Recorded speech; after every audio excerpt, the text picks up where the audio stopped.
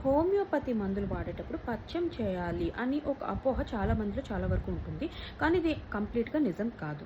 కొన్ని రకాల హోమియోపతి మందులు తయారు చేసేటప్పుడు వాటికి సరిపడా ఆహార పదార్థాలు, వాటికి విరుగుడుగా పనిచేసేలాంటి ఆహార పదార్థాలు మనం తీసుకుంటున్నాము అనే ఉద్దేశం డాక్టర్‌కి ఉంటే, ఆ టైంలో మాత్రం డాక్టర్ ఆ రకాల ఆహార పదార్థాలని అవాయిడ్ చేయమని చెబుతారు.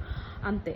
అంటే కొన్ని రకాల హోమియోపతి మందులు ఉల్లిపాయ నుండి తయారు చేస్తారు. కొన్ని రకాల హోమియోపతి మందులు పాము విషం నుండి తయారు చేస్తారు. కొన్ని రకాల హోమియోపతి మందులు చాలా సెన్సిటివ్ సబ్స్టెన్సెస్‌తో తయారు చేస్తారు. ఇలాంటప్పుడు మనం మింట్ గాని, లేకపోతే ఘాటైన వాసనున్న వస్తువులు గాని, ఇలాంటి వాటిని అవాయిడ్ చేయాల్సొస్తది. లేదా స్పైసీగా ఉన్న ఫుడ్స్ నుండి తయారు చేసిన మందులు కొన్నుంటాయి. అలాంటప్పుడు మీరు స్పైసీగా ఉన్న ఫుడ్ తీసుకుంటే అదే దానికి విరుగుడుగా పనిచేసే అవకాశం ఉంటుంది కాబట్టి, అలాంటి ఆహార పదార్థాలు తీసుకోవద్దంటారు. ఇలా కొన్ని రకాల మందులకి కొన్ని సార్లు మాత్రమే మనం పథ్యం చేయాల్సొస్తుంది. అది పథ్యం గూడా కాదు. కొన్ని రకాల ఆహార పదార్థాలు మాత్రమే అవాయిడ్ చేయాల్సొస్తుంది.